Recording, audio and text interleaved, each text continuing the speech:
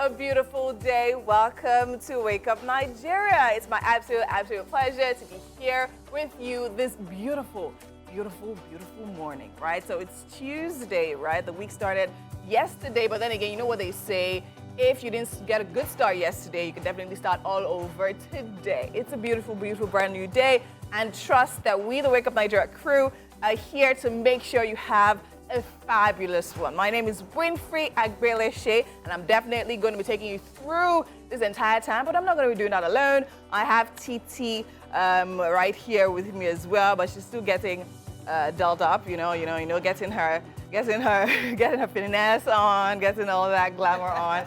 But then again, we're going to be here doing amazing things. But then again, on Tuesday, we have a whole show packed for you. We have performances from amazing people and all of that. All you need to do is definitely stay here, keep watching us, do not touch that dial. We're going to take you through the hour of 7 to 8, and of course from 8 to 8:45 as well. We have guest interviews as well.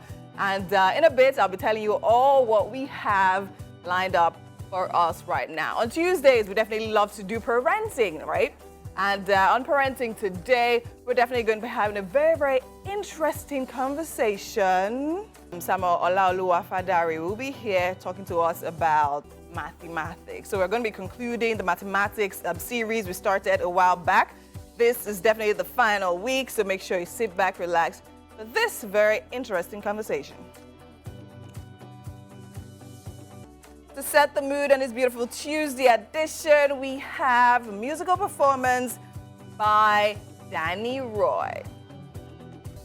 Finally joining us on the couch for the 4th time this month, we have Dr. Chibuki Aibe. Right. She will be talking about demystifying autism.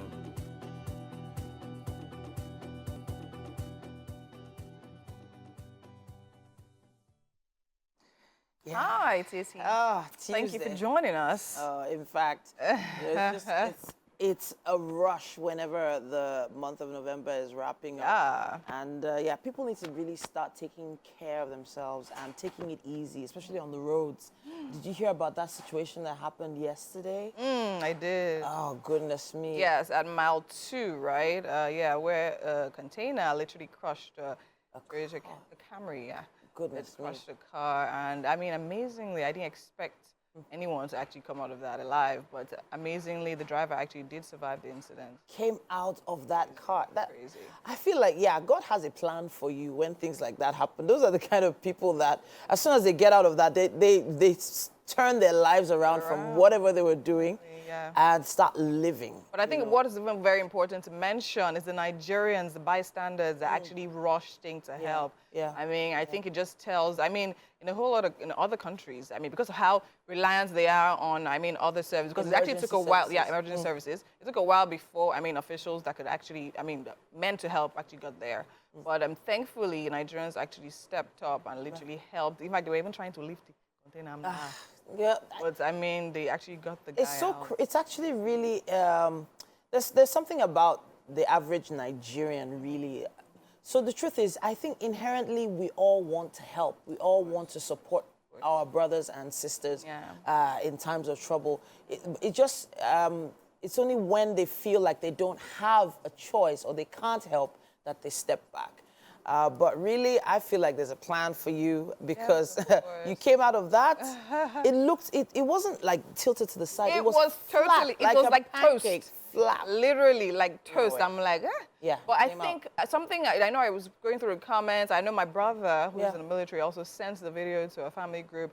He was talking about how, if you know you're good, we should stop going to mile 2 and all of that. That is the route that a lot of people apply, especially in this period. People are trying to get stuff, get ready for Christmas, trying to go to the market and buy things. You can't necessarily say people shouldn't. Accidents happen everywhere. But I think what is most important is for us to be careful. And I think what is also important is, people are talking about how maybe trailers and containers should not be allowed to ply certain roads at certain times. That's actually... Because that road is quite narrow. It was a rule for the longest time. I don't know if if it's changed, but there are certain sizes and weight of vehicles that are not supposed to be on the road during certain times of the day. Yes. But you just never know where they're coming from. If they're coming from outside the state, maybe they started out in the daytime and then they're just trying to rush off and get through and get by to it. Then also we talk about the condition of the car, the containers, and all of that.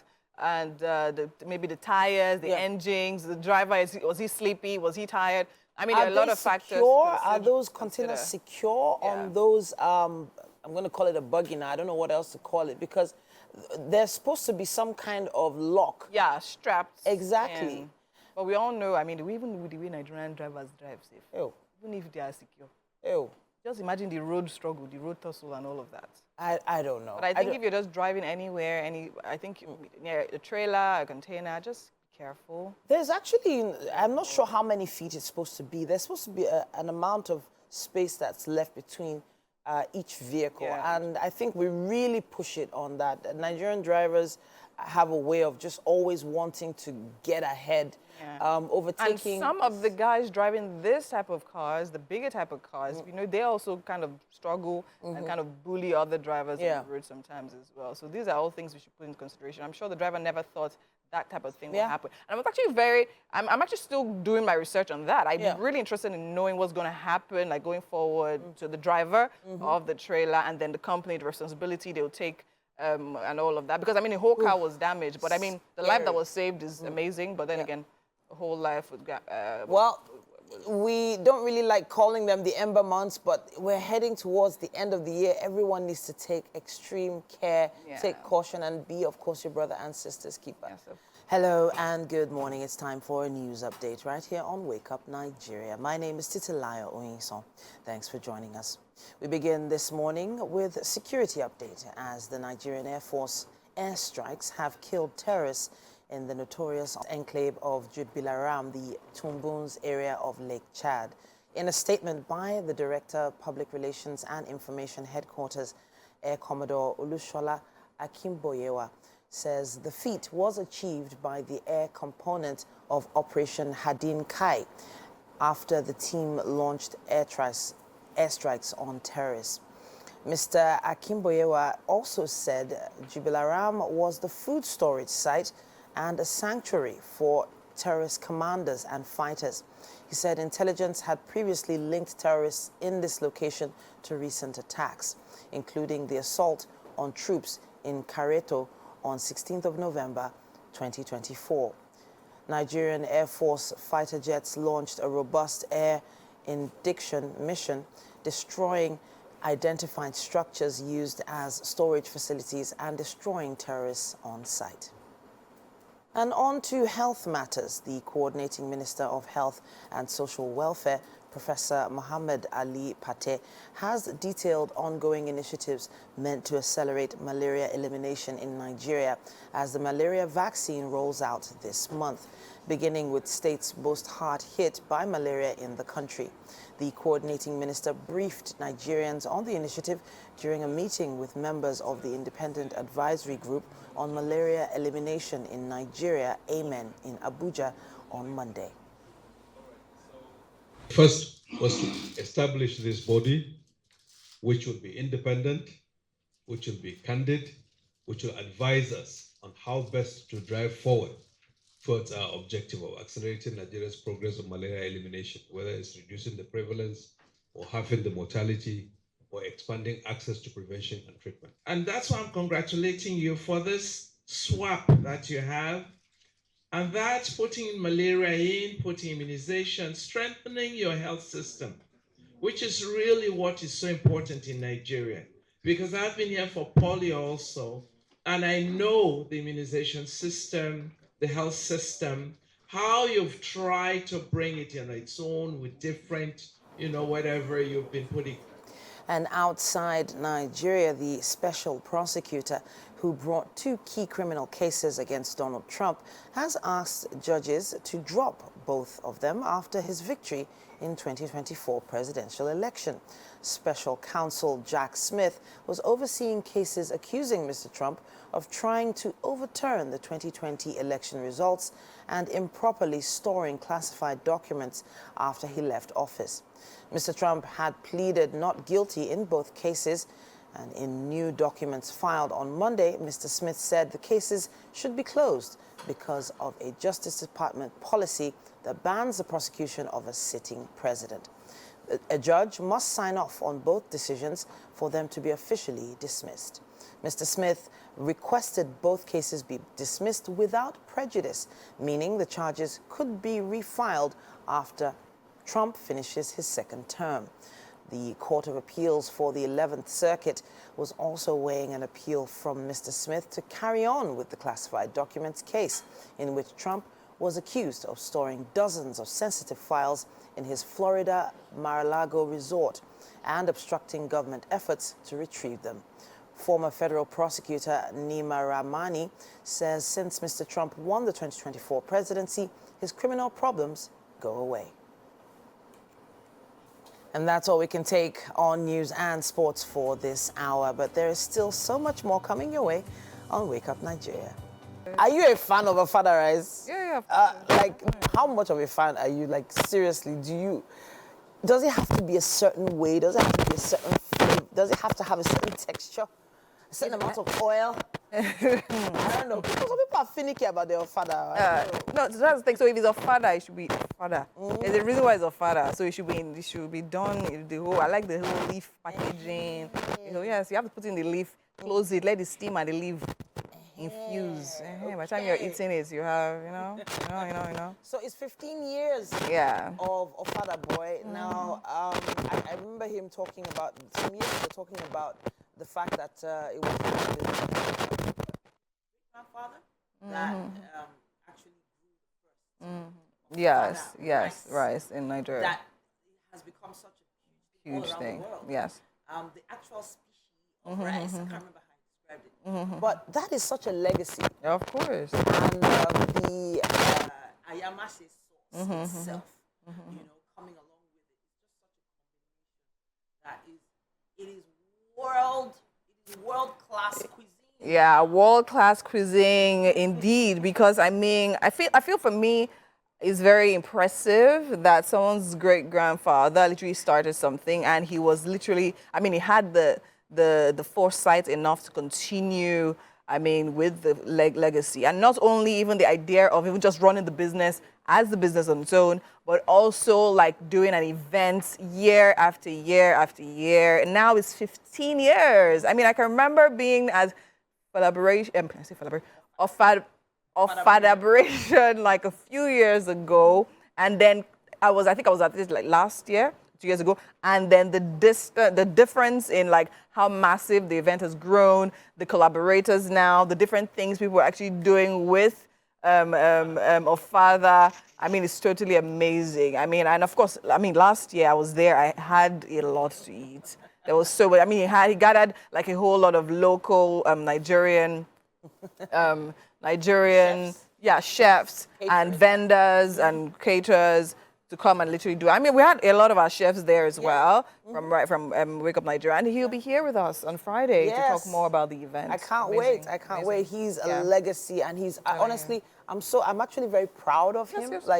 Because it's one thing, the same way that the Asians have taken their cuisine to the world. Yes. We have the potential to send this everywhere. And I think something I also love about it is the fact that it doesn't only tell about the rest. So you're going to Fadaberation, and now you're seeing the culture. Yeah. Do you understand? We had the traditional dancers. We had a lot of people in African outfits in Ankara. So most times, of course, when you see that vibe, even the way he set up the place looks so amazing. You see, with the calabashes, the palm wines and things like that. So it's very unique. So it's passing the message of the Africanness, Nigerianness through and through. So, I think it's just, for me, definitely, a place to be. So it's 1st of December. Yes. And it's the start of December. So I think that's a very nice way to start December. Yes, no, of course, you don't have to start it with jollof this time. Start it with Ofada, of course. And well, there is going to be a lot of celebrating. I think so over the weekend, there was a family event for me as well. Yes, of course. And I tried to make that event with everything I had. I did my makeup, I did my hair, I dressed up after making Ashwebi. Hey, God.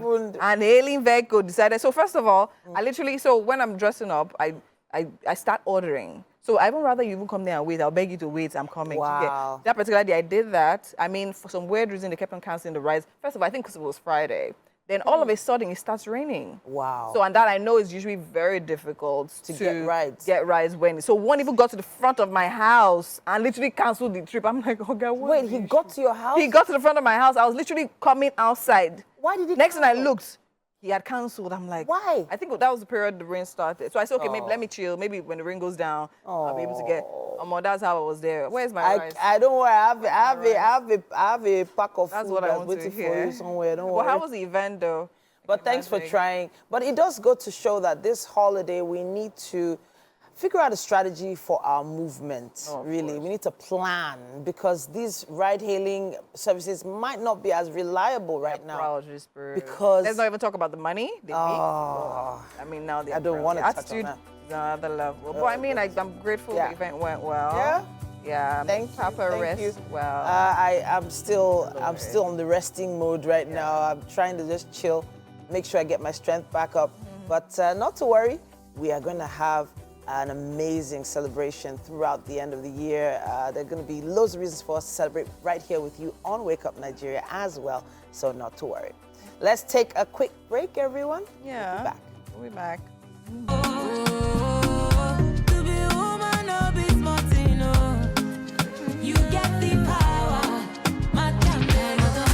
Come again, and nothing, no need to shame. Stand in the ground, no need to shy, no need to cry. Put your head up high.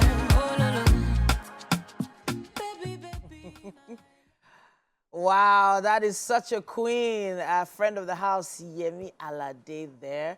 And they're probably wondering, what's all that about? Well, that's what we're here to find out. And to do that justice, we have with us Dr. Adediran. He's going to be talking about the ongoing campaign for something called Time of the Month, apparently a PSI initiative. Talk to us a little bit about this. Welcome, Dr. Adediran. Thank you very much for having me, and good morning, Nigerians. Good morning. Now, okay, so I see Yemi Alade. I'm automatically intrigued. You've caught my eye. I hear her sing. You've definitely got my attention. Talk to us about what this campaign is talking about. All right, thank you very much. First of all, let me pick up from there. A very big shout out to Yemi Alade for agreeing to join us on this journey to improve the menstrual health and hygiene of Nigerian women with a special focus on adolescent girls and young women, which of course informed our choice of platform and of course the choice of the celebrity to put a voice to the campaign for improved menstrual health and understanding and appreciating the fact that menstrual health is not a problem, it's not a taboo, it's not it's no wahala, because the title of our project is actually MH Now. Two things: menstrual health now, which signifies the urgency of menstrual health conversations in Nigeria, and then menstrual health no wahala, which means that we're trying to demystify all, and solve as much as possible the problems, that perceived problems associated with menstrual health, and giving words to everybody that, okay, whether you're menstruating or you have someone menstruating around you, you should be able to lend a hand to support them through that period, no matter what the time of the month. Okay, so I'm going to pause you here because you can understand the ironic nature of the conversation. One would have thought that Dr. Adediran would be a woman speaking so passionately about this particular topic. So I know there is a backstory to why you decided to get or begin this campaign. And of course, you are the programs manager for PSI, senior programs Yes, manager? senior program manager. All right, fantastic. So tell us the story behind how it started. Okay, so PSI, to start with, is an international organization of over over 50 years now. And we particularly target, we solve problems through measured results. We do the unthinkables. We implement in different countries, 46 countries in the world, including Nigeria. And of course, the idea came up to begin to amplify and prioritize conversations around menstrual health in Nigeria. Because for me, my personal experience is that I have been in the reproductive health space for quite a while, and I have been a member of the National Reproductive Health Technical Working Group for almost a decade. Okay. And I know that when we have conversations, sexual and reproductive health, we usually just have a line on menstrual health. Yeah. So we don't have a policy as a country on menstrual health. We don't have a training curriculum. We don't have a set of documentation guiding all these conversations. So when the opportunity came, I was eager to join the conversation because for me, it's an opportunity to remedy the situation, and it just felt comfortable. Most importantly, I like to joke that I don't feel uncomfortable discussing menstrual health because of about 30 lecturers who taught me obstetrics and gynecology, which is the aspect of medicine that has to do with women. Only 2 of them were women, so which means that, I'm used to... Only 2 of them were women? Yes, only 2 of them were women. And that in itself, don't we think that is a bit of a challenge? Well, except if we're going to initiate another conversation. But yes, go into that direction. For me, in May, it's actually, for me, I see it as a double-edged sword because a lot of times I've also found a lot of women who find it comfortable speaking to a person of another gender about their menstrual health, about their reproductive health or ups and gynae challenges. Sure. Maybe because they don't want to be judged, especially because some of them may not be as smooth, plain as possible. Okay. And a lot of time, which is one of the things we're trying to address, when we talk about menstrual health and reproductive health, people should need to understand that people live different experiences. Sure. So the fact that you wouldn't feel this way does not mean that every other person doesn't feel that way. So, for instance, if you watch the clip and the short film related to it, you'll see that we have it in like 3 storylines there. First, addressing a young girl who's just beginning to menstruate, and the cultural challenges, the expectations, the parental influence that needs to be addressed and set straight. The second is around a couple and some taboos, some myths that are associated. And in all of these, we see a turnaround. So from the girl, the father now decided that, okay, it's not time for you to marry. Okay. It's not, menstruating is not a signal for you to just go to your husband's house. Okay. There's a lot more that you need to achieve, that you can do. Then for the couple as well, the husband eventually became supportive, and then we have in the office, and that's where I find really interesting. And another big shout out to Liko Rose, Femi Branch, Mike Ezoriye, Aisha Lawal, JJC for being on that event, of course, Miriam Booth and Daddy Hikma. The reason is that it showed a typical experience a lot of women live when they're going through their menstrual period, especially at work. Yeah. At work, and they have pains or some other associated challenges. Okay. And how everyone needed to support them, and how sometimes, like I mentioned, that stigma, that pressure, that lack of understanding may even come from someone you would least expect. You expect another woman to be understanding and more supportive. But what we see is that people are usually judgmental. You're not the first to menstruate. I've been menstruating for how many years? Get up and do this job. And but in the end, every experience is different. It's different, that's it. Yeah. Every woman goes through it differently, starts it differently, ends it differently, has a different experience. And you can't really relate until you know what that person is going through. Absolutely. But I have to really commend you for going as far as putting together this entire campaign. But I feel like before you put a campaign like this together, you have a target. What is the end game? What is the major objective here? What are you hoping to achieve? All right, thank you very much. So I was smiling because I love to get to this part. And I found it really intriguing and inspiring when we got to the set of the music video, and the first question Yemi asked was, I hope beyond this campaign, there are other efforts to get the products available and all of that. And I'm like, oh, that's smart, because the campaign, it's at best, to garnish the big projects. The big projects is that we want to enhance the menstrual health and hygiene of every Nigerian woman. Okay. Focusing on adolescent girls and young women. Sure. And it sits on a tripod. The first is that we want to make sanitary products, menstrual health products, available, affordable, accessible to every Nigerian woman, no matter where they are. Okay. The second leg of the tripod is that we want to have comprehensive menstrual health information and education available.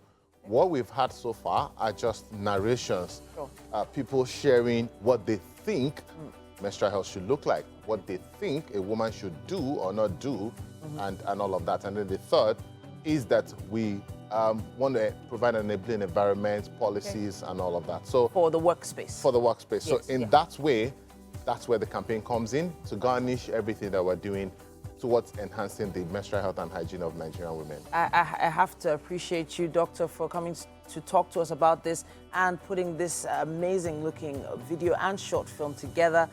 We'll definitely be looking out for it and watching the progress of the campaign. At this point, I have to say thank you, thank you, thank you. Thank you.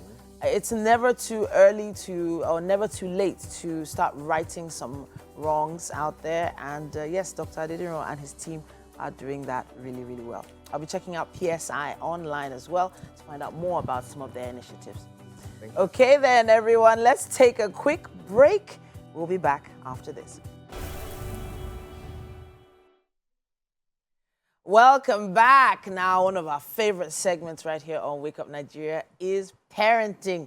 And someone who has been helping us over the past 4 weeks address something in fact, every parent has anxiety about this part. Teaching math to our kids. Mathematics can be tough on our kids and even more tough on parents, especially when, they have busy schedules and have actually probably delegated this responsibility to the schools. It's great to have Mr. Samuel Olaoluwa Fadare back with us this morning. Thank you. Welcome back to the show. Thank you so much. Thank you for having me. So you are the math teacher that every parent needs at this point. Exams are starting this week, yes? Definitely. Have they started? Schools have started. They've started? Like mine. Okay, so do you put the math exam first or last? on the timetable? And why? Okay, thank you. Actually, we put it on a Monday. Okay. And the reason is that once, our mathematics consists of numeracy and quantitative. Okay. So we want our pupils to prepare over the weekend. So most likely it's always on Mondays. Okay. So that they will have the weekend, Friday, Saturday, Sunday, to prepare for it. You're a teacher, and teachers have expectations of parents as well. Definitely. So what do you expect the parents to do over the weekend before that math exam starts? Absolutely. For instance, we as teachers, we have done our own revision. We have tried our best in school. So we also want a follow-up from parents. We don't just want parents to neglect them and say, you are going to school, we don't need your support. They also need support from the home front as well. So we always encourage parents as well to revise with the pupils. Because if you leave them alone, they might not be able to revise by themselves, but they need a push. So we always encourage parents as well, irrespective of their level in mathematics, that they can still assist their students, their wards to revise as well. Okay, so now revision for the average parent now is different from the revision that would happen in school. Definitely. This is from an honest parent who knows that as soon as they open that exercise book, you act all confident in front of your kids like you actually know what they wrote on that book. But to be honest, you really don't know. But you go back a few pages and see what the teacher has marked. Oh, this one was correct, this one, and then you try to piece together what the teacher was, teaching. Helping kids to revise, hopefully it's not confusing the kids more. Because the parents have a way of trying to enforce the way they learned math on their kids. Absolutely. I've had one or two issues concerning that where a parent will tell me that, oh, my kid said this is not the way they were taught in school. Why are you using another method? Okay. But we always tell our pupils that mathematics is a subject that has so many methods. Okay. It's just like you going to a market. There are so many routes you can get to the market. So we always encourage them that it's not just the method you learned in school. That is the only method to know that particular subject or topic in maths. That there are also different methods, because sometimes the parent will say, oh, my kid said this is not the method, that they are wrong. And actually, in the real sense, when we look at it, sometimes they are right. So we always encourage our kids that, no, always listen to your parent as well. They also have a knowledge in mathematics. And if one or two parents have issues, they usually contact us that, oh, I'm stuck here. Please, can you enlighten me more so that I'll be able to explain to my kid as well. So that's what we'll do. So I know that different schools have different policies of parents interacting with teachers. Definitely. Because, there are sometimes that, arguments might break out, some discussions that the school would rather handle than, giving teachers access to parents and parents access to teachers. But how exactly are you supposed to respond if, as a parent, you notice your child is not doing well in math? Every time coming back with poor grades, poor scores, and you yourself as a parent, you're trying to guide the child, but it's still not working. What do you expect the parent to do? First of all, I expect a one-on-one conversation with the teacher. Okay. Rather than just going to the school management first, you need to have a conversation with the teacher. Oh, this is my pupil or my child's level in mathematics. What can you do as a teacher to assist? Okay. Even before then, the teacher should have, start a conversation with the parent that, oh, this is your child's level in mathematics. This is what I expect from the home front as well. But if the parent discover that in time, they can also communicate with the teacher. But if nothing is forthcoming after so many conversations, then they can go to the school management as well. It might be a problem with the methodology of the teacher. It might be a fear factor from the pupils themselves. There are so many factors that can, lead to failure in mathematics. But the first thing is that have a conversation with the teacher. Okay. Let them know that, oh, the method you are using to teach, my child is not really getting it. What can you do to assist more? Okay. If it's creating an extra class for your child, if it's changing the methodology, if it's just motivation, there are so many methods by which children can learn mathematics. But the most important thing is that everyone needs motivation. Yeah. You need to, as a teacher, you need to encourage your pupils that they can do it. Even celebrate small wins. Okay. If a child actually got 2/5, I know it's not a good score, but at least try to encourage them that you can do more. Instead of most math teachers, sometimes they're always like, you don't know it. Let us change the narrative that, oh, they can do it. You're actually making progress. It's a steady progress. So that's what I want teachers I know there's not really much time, but I wanted to touch on fear. Okay. Fear, and instilling fear in kids. Some parents put so much fear in their kids that they can't even perform anymore. I know we'll probably have to take this conversation online.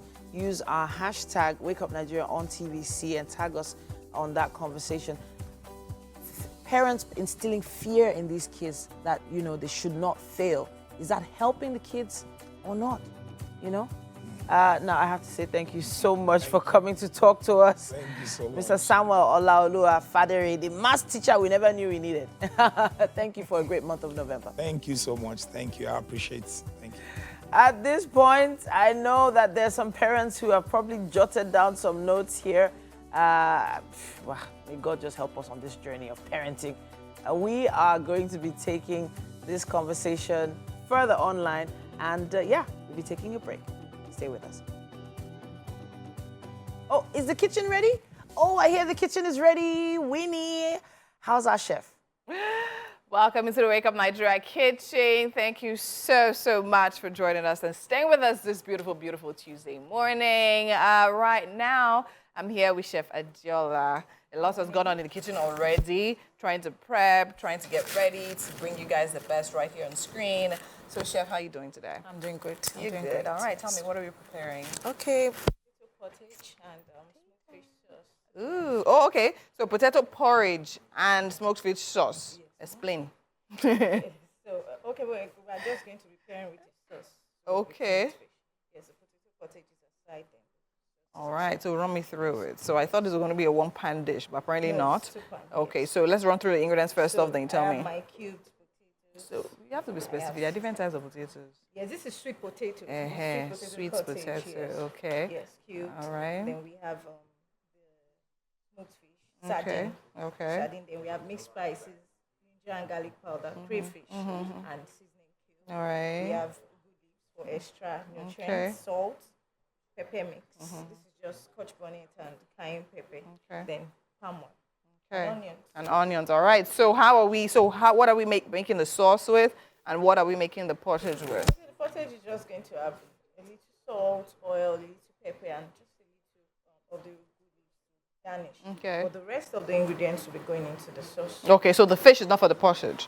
The No, fish is for the it's for sauce. the sauce. So we'll be having the sauce with the porridge. Yes. Why not just mix everything together? Why are you stressing us? I don't think so. You don't think so?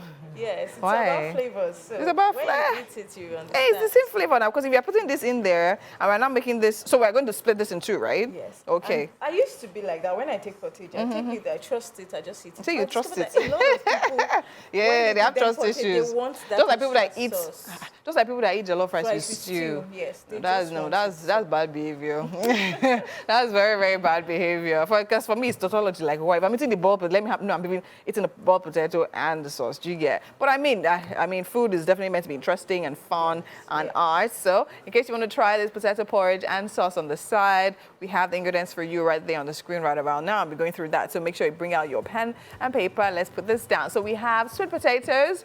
For sweet potato porridge and smoked fish sauce, you have sweet potatoes, you have peppers, you have onions, you have spices, you have cooked fish, smoked fish, you have ugu leaves, salt, seasoning, and of course we have palm oil. I'll take that again just so in case you didn't get it right. Now, sweet potatoes porridge and smoked fish sauce. That's what we're making today.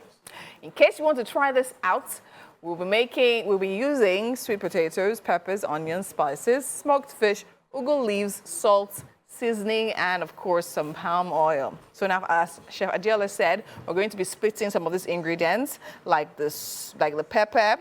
We're definitely going to be making the pottage on one end, and we're going to be making the sauce on the other end. So now I think this is going to kind of compromise the porridge. That's the way I'm seeing it, though.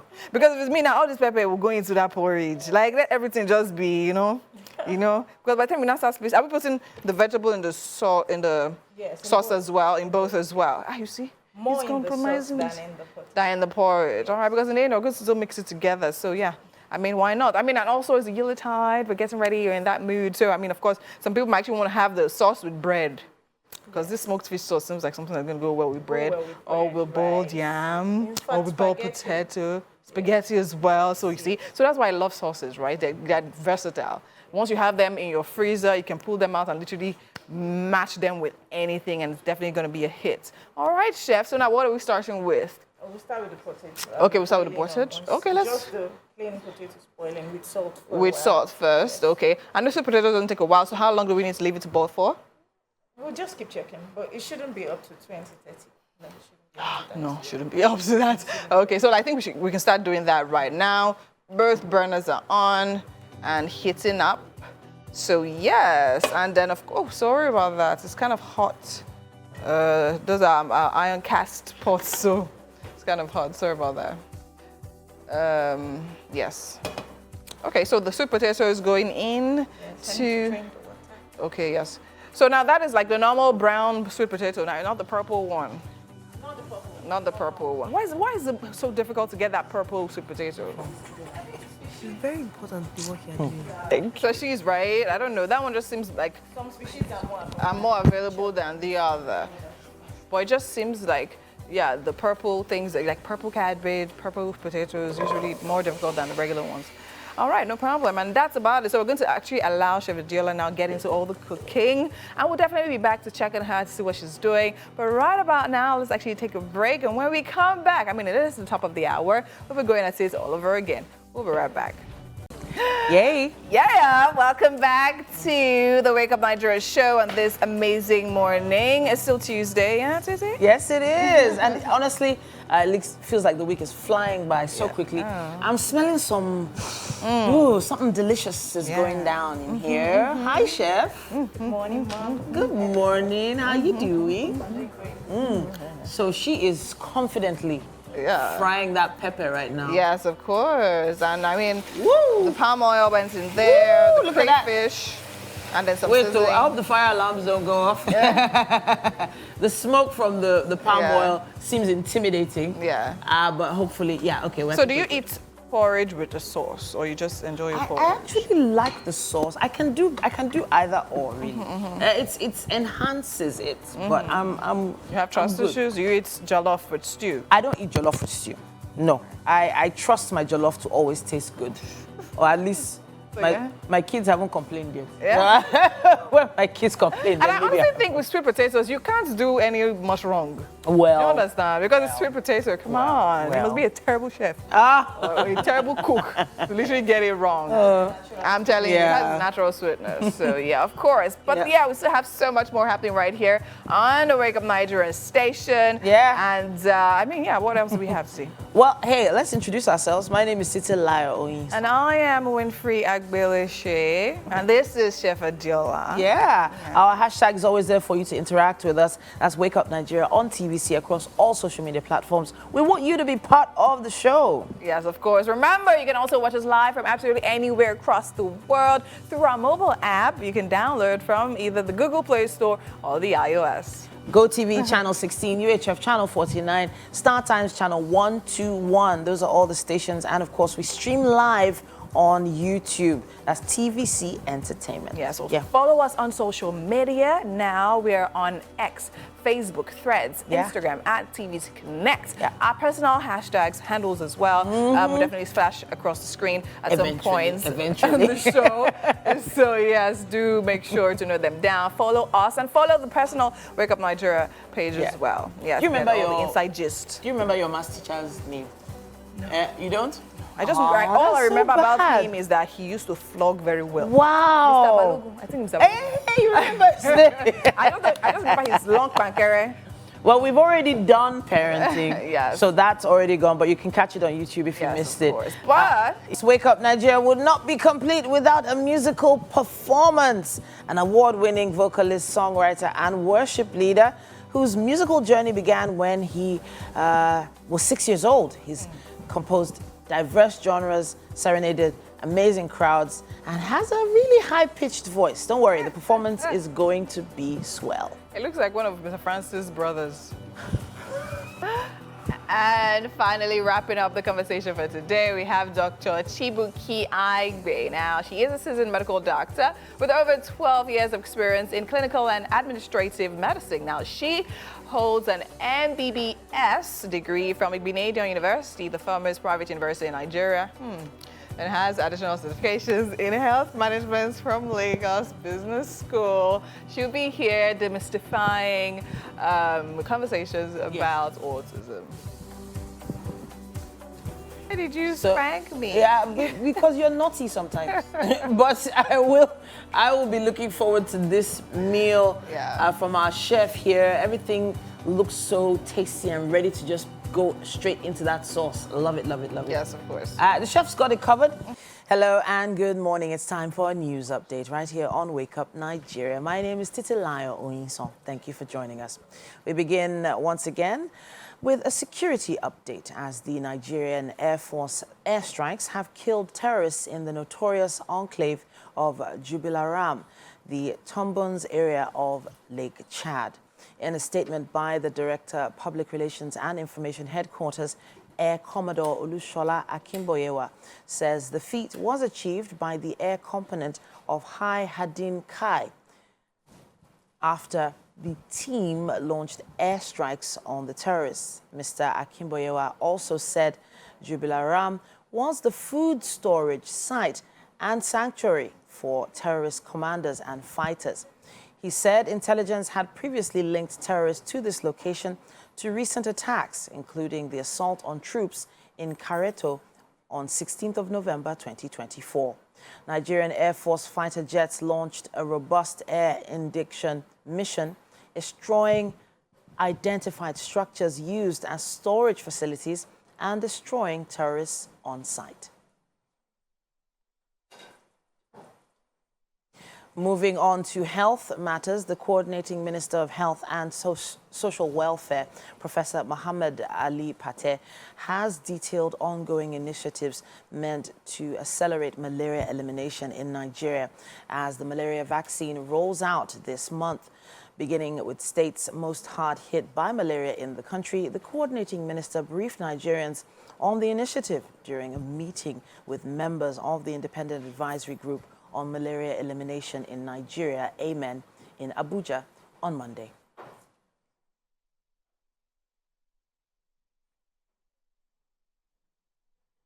Establish this body, which will be independent, which will be candid, which will advise us on how best to drive forward towards our objective of accelerating Nigeria's progress on malaria elimination, whether it's reducing the prevalence or halving the mortality or expanding access to prevention and treatment. And that's why I'm congratulating you for this swap that you have.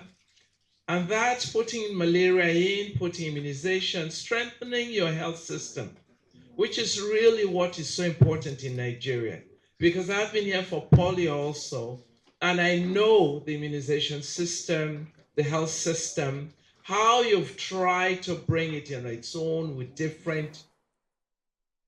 And outside Nigeria now, the special prosecutor who brought 2 key criminal cases against Donald Trump has asked judges to drop both of them after his victory in the 2024 presidential election. Special counsel Jack Smith was overseeing cases accusing Mr. Trump of trying to overturn the 2020 election results and improperly storing classified documents after he left office. Mr. Trump had pleaded not guilty in both cases, and in new documents filed on Monday, Mr. Smith said the cases should be closed because of a Justice Department policy that bans the prosecution of a sitting president. A judge must sign off on both decisions for them to be officially dismissed.